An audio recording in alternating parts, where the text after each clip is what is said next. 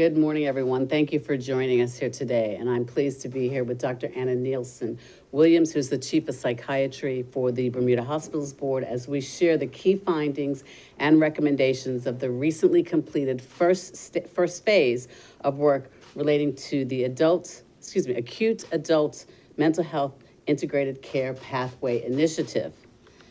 This will not be the first time that you have heard me speak on the importance of ensuring that all residents have access to quality and affordable health care, and this includes care for those experiencing mental health challenges. The need for holistic and integrated mental health support continues to grow, and I would dare say that most members of our community know someone who is, or they themselves have been directly impacted by mental health challenges. It is for this reason that the acute adult mental health was selected as one of the first 3 clinical areas of focus for the Ministry of Health's Integrated Care Pathways Initiative. An integrated care pathway is a multidisciplinary approach that details the essential care steps for people with specific needs, and in this case, adults experiencing mental health challenges. The pathway specifies the care provided from beginning to end and defines what happens when and who is responsible at each stage of the care journey. The Acute Adult Mental Health Integrated Care Pathway Initiative is one of the 3 undertaken by the Ministry of Health in 2023, in addition to pathways that have already been completed by the Bermuda Hospitals Board. And its work was driven by a multidisciplinary working group led by Dr. Nielson-Williams and supported by KPMG. The initiative provided the opportunity to better understand the current provisions of acute mental health services here in Bermuda, understand the patient's experiences of the available services, and to identify both challenges and opportunities to be addressed or capitalized on to ensure an efficient, effective, and patient-centered care that is reflective of best practices. Over a 16-week period, an extensive literature review was completed, including the review of over 20 studies, reports, and databases. In addition, broad stakeholder engagement was foundational to this understanding. 52 interviews were conducted with patients, family members, clinicians, mental health experts, law enforcement agencies, judicial representatives, and community members. A community-wide survey was also undertaken, and it received 348 responses, providing 1,117 qualitative inputs.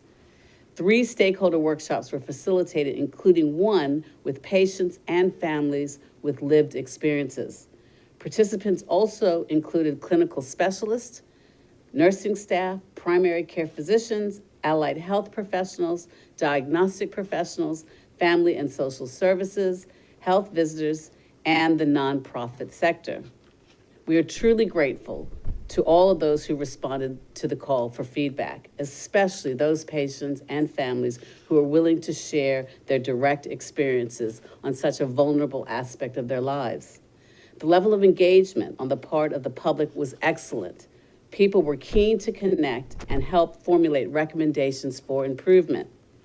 This first phase of work on the acute adult mental health integrated care pathway has surfaced those areas where collectively the government, mental health service providers, and community-based organizations can come together to improve access to essential mental health services and to strengthen the overall support for adults in Bermuda who are struggling with acute mental health issues. 30 key challenges were identified in relation to the provision of acute mental health services on island. Not surprisingly, this body of work confirmed the need for mental health services in Bermuda is high and has increased since the COVID-19 pandemic.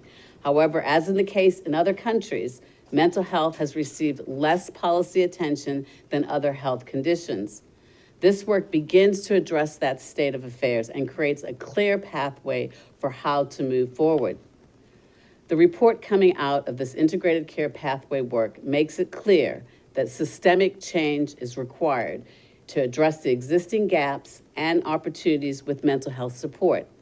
7 areas for policy intervention have been identified, along with 30 recommendations to improve the pathway and significantly improve the mental health outcomes. At this time, I would like to invite Dr. Anna Nielson-Williams to share with you the key findings and recommendations of the working group, after which time then I will then discuss the next phases of work for this care pathway. Thank you, Minister Wilson, and a very good morning. It is a privilege to share the results of the initial work undertaken on developing the acute adult mental health integrated care pathway. The approach was taken and thoughtfully developed and implemented to ensure the best possible outcome in the long term for our community. The process itself, with stakeholder workshops and interviews, cultivated a stronger level of collaboration between services. The overwhelming response to the public survey really reflects a high level of interest in mental health. Importantly, the stakeholder workshops, interviews, and surveys also created the opportunity for the voices of those with lived experiences and their families to be directly heard and their feedback incorporated into the findings and recommendations. The importance of the learning that came out of this cannot be overstated. I don't think we had really initially appreciated how complex it was for people to enter and receive mental health services and support in Bermuda. There are currently 21 different access points for people to enter into the care pathway, which then makes the coordination of care a challenge. Working together to create an integrated care pathway for acute adult mental health provided an opportunity to discuss the ways in which services could be better coordinated with the patient and the family's experience in mind. This exercise also helped point to important service gaps, mainly around prevention, community care, and housing. The unfortunate reality is that mental health carries with it a stigma, one that is all too often acting as a barrier to those suffering with mental health challenges in seeking out the support that they need. One of the two main barriers to accessing mental health care in Bermuda that was identified was around stigma, and the other was cost. The inability to cover co-pays within the primary care setting, or in the case where an individual has no health insurance, the total cost of service and or medication represents an overwhelming barrier to accessing care at that level in Bermuda. This prohibitive cost forces people to wait before they receive care and can result in more acute health situations that require, unfortunately, more intensive inpatient treatments and services, which is both very costly and also very difficult for patients. Our work surfaced important service gaps in Bermuda that need to be addressed. As an example, there's currently no public early intervention mental health services available in the community. There's also a lack of adequate housing options following hospital discharge, and this can lead to poor patient health outcomes. The final report highlighted 7 priority areas for intervention, including designing and implementing public preventative and early intervention services, expanding information about existing services, raising awareness around mental health and addressing issues of stigma, ensuring privacy of services, integrating mental health assessment and care into the community, improving insurance coverage for mental health related expenses, and lastly, striving to improve and provide culturally appropriate care. Bermuda's annual mental health expenditure per person is significantly higher than in other jurisdictions, and the 20 final recommendations included in the final report do represent opportunities to improve patient experience whilst in the care pathway, along with also offering much needed cost-saving opportunities. All are important. However, I'd like to highlight the following 3, which represent considerable opportunities for Bermuda to improve the health of its population. It is further recommended that a public repository of mental health resources be created to ensure that our members of our community can easily find what mental health services are available and where. Second, a national mental health strategy for Bermuda be developed.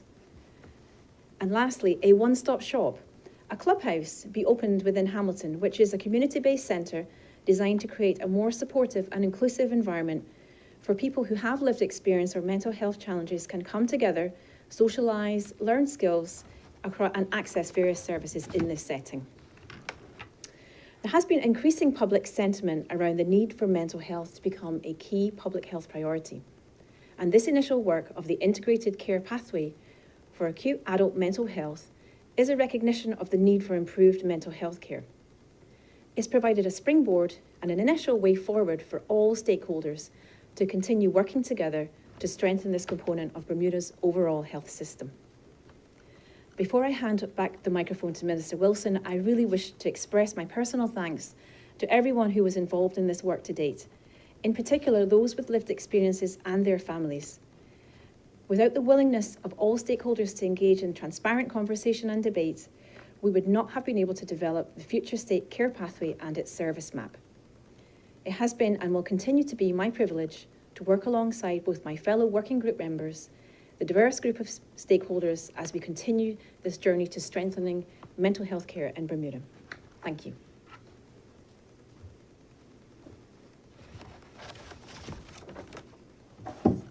Thank you, Dr. Nielson-Williams. Again, as I indicated, this is the first phase of work on increasing access to and strengthening the provision of mental health care in Bermuda. It is a priority for the government and fellow health sector stakeholders. And the reality is, however, that this will not be a quick fix. To ensure momentum of this work continues, a working group is currently being formed to drive the next phase of work. This will include actioning the priority recommendations identified in the integrated care pathway. And it is important to note that the government cannot implement all of these recommendations either alone or all at once, nor can it be implemented by stakeholders working in silos. A holistic and collaborative approach is required between the government, mental health service providers, community organizations, and other key stakeholders. We are committed to facilitating an environment where productive solutions can be developed and implemented for improved access to and quality of mental health support.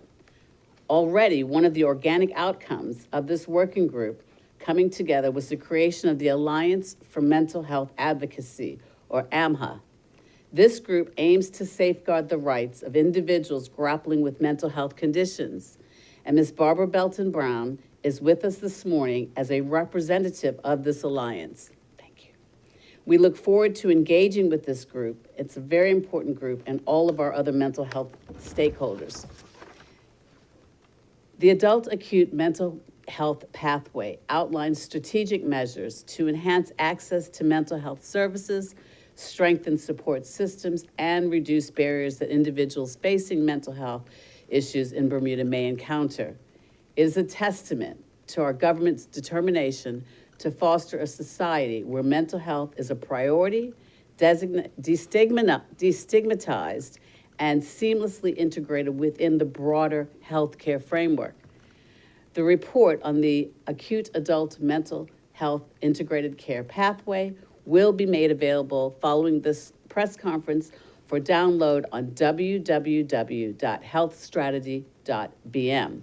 And I urge members of the public and the community at large, as well as all stakeholders and persons interested in this particular important initiative, to take the time to review the findings and the recommendations and be a part of the journey of strengthening this aspect of Bermuda's health system. Before closing, I too want to express my sincere gratitude to the professionals in the mental health sector, the community partners and stakeholders who have contributed their expertise and insights to the development of this pathway. Your commitment has been invaluable, and together we are forging ahead of a path towards a more compassionate and resilient Bermuda. As we move forward, let us embrace this moment as a catalyst for positive change. I encourage open dialogue, collaboration, and active participation from all sectors of our community during the implementation process. Your input is crucial in shaping the final stages of implementation, ensuring that the adult acute mental health pathway aligns with the diverse needs of our population. Let us collectively reaffirm our shared commitment to building a healthcare system that not only promotes physical well-being, but also nurtures the mental well-being of every individual. Together, we are laying the foundation for a Bermuda where healthcare is truly universal, leaving no one in the shadows of neglect. Thank you very much. Thank you, Minister. Thank you, Dr. Nielsen. We will now invite the media to ask questions. We'll start with Bermuda Broadcasting. Thank you, Elisa from Bermuda Broadcasting. My first question is, you noted that the findings confirmed that the need for services is high on island. Did you receive any indication of just how many residents are experiencing mental health challenges? Thank you. So absolute percentages, I think, are difficult for us to fully understand, but working within BHB and understanding the number of touch points, the referrals that we're receiving, the number of admissions, and people from really all walks of life that maybe would not have necessarily accessed our services before, I think that speaks to the need, as well as the response rate to the survey. I think people are genuinely really interested and really have strong opinions around what mental health looks like on the island. So I believe the need is there, but absolute quantities we don't have exactly at this moment. Understood. And did the findings indicate whether the high need for mental health support is putting a strain on existing services at all? I mean, I think, we recognise that mental health throughout the world with COVID has had an impact. And my impression is that's in part the reason why we've had so many people accessing and looking for services. There is always the need for service delivery and development, and we're working closely with the ministry around that. And we are certainly advancing making recommendations around where we see the needs lies, and working very closely with the ministry. Thank you. And Minister Wilson, you noted that this is phase 1. Just how many phases are there, and when can we expect the recommendations from the working group begin to be actioned? Okay, I'll pass it on to Dr. Nielsen with respect to the number of phases, but I think it's important to note that, as you've indicated, this is just the first phase, and there are a number of recommendations, and we're looking to enhance and to advance some of the touch points that are medium and short-term resolution, because right now, as you can appreciate, the government is exercising the health strategy, which has 8 particular principles that we're trying to advance, one of which is universal health care. However, this is also a very important aspect that we need to advance, and there are certain recommendations that are coming from this particular strategy that will be short and medium term, which will be helping to advance. Thank you. I echo the Minister's remarks that essentially this is the beginning of the journey in terms of our collective work. And I think something that came out of the number of stakeholder meetings that we had was really around that there are many people in the community doing really good work within mental health, but we're not necessarily all working coordinated well together. And having everybody around the table from all the various backgrounds, I think that created a very strong position and a very unified voice. And it was very transparent. Everybody spoke openly around what their concerns and their impressions were. But we all had a universal striving to improve the mental health care services on the island. So there was certainly a collective goal. And this is just the first step in more to come, essentially. Okay. And it was noted that the barrier to cost is one of the main challenges in accessing mental health services. And research shows that poverty increases the risk of mental health problems. How will this pathway ensure that Bermuda's homelessness population and others who are most vulnerable can access services? Thank you very much. That's a very important question. You'll appreciate that there's a number of dynamics in that, and the government is working in tandem with other organizations, community organizations, to look to address the homelessness issues in Bermuda. However, from a broader perspective, recognizing that once we start absorbing what the recommendations are, it will give us further information and input as to where the challenges are in this in our community, where the gaps lie, so that we can start working towards plugging those gaps. Again, it is not going to be an easy fix. It's not going to be a switch the light and we'll be able to resolve all the issues. But I think the most important aspect, or the takeaway from this, is that it's a collaborative approach. And as Dr. Nielsen said, we have now had all of the stakeholders involved in this exercise so that we can all work collaboratively with one goal and one mission in mind, and that's to advance the cause, destigmatize mental health, and to provide the services and gaps that may exist to help to address our population. Thank you very much. Okay, we now invite questions from the Royal Gazette.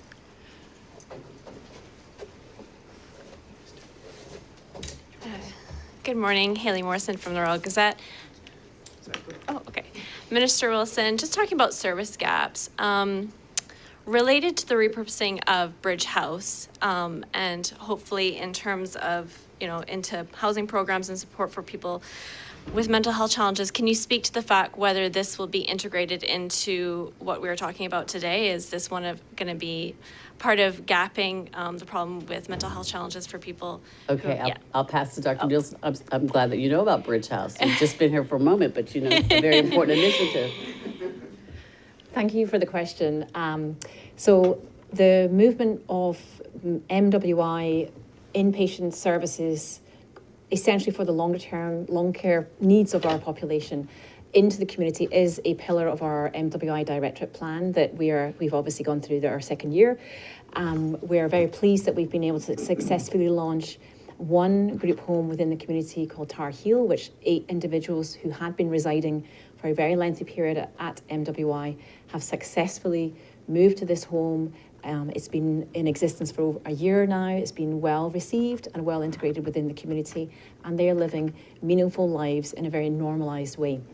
The second phase is the opening of the vestry Bridge House, which you mentioned.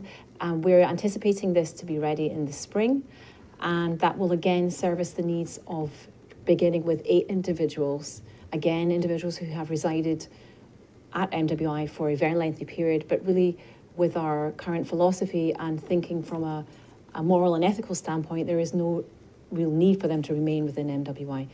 The ultimate movement is towards the community, but it's been done in a very carefully planned and managed way with very careful consideration around which individuals would be the most appropriate to move. So the trajectory is towards the community, but it's been done closely with the ministry along with careful consideration around ensuring that we're selecting and identifying the right individuals. Okay, thank you very much. And just wait, I'm sure this will be available online, but just curious, the survey that you had was 348 responses. Can you just speak to the fact in terms of the age group of adults that were surveyed, what ages that was? So I would have to get the exact details, but it was essentially all adult individuals. And yes, the data is available Above for 18 to, okay. 18 and above. No limit, okay. The clubhouse, interesting. So in terms of the conversion, in terms of redeveloping that for people suffering from mental health issues, is that also going to be for children, or is it just focused mostly on adults? So the initial thinking would be that it would be for an adult population. And the clubhouse model is something that's been around really for actually many decades and proven very successful. And it's much more essentially run by the individuals with lived experience, that patient population, and really the clinicians are almost the bystanders.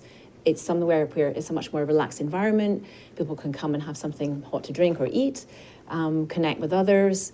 Because as you can imagine, with stigma potentially being such a significant issue on Ireland, it can feel very isolating, being somebody that may be experiencing a mental health crisis and not knowing, feeling like they're all alone in this journey. So I think the personal connection, and again, we saw that with COVID, I think that's a really important thing. So that's a big aspect of the clubhouse model. Okay, thank you. That's all my questions. Thank you. Minister? Thank you all very much again. And Dr. Nielsen, thank you for your assistance. And again, I'd like to thank all the stakeholders that participated, particularly the patients and the families, that participated in the survey and participated in these stakeholder engagements, sharing their lived experiences. I think that's critically important. KPMG as well for their assistance. So thank you all. Thank you.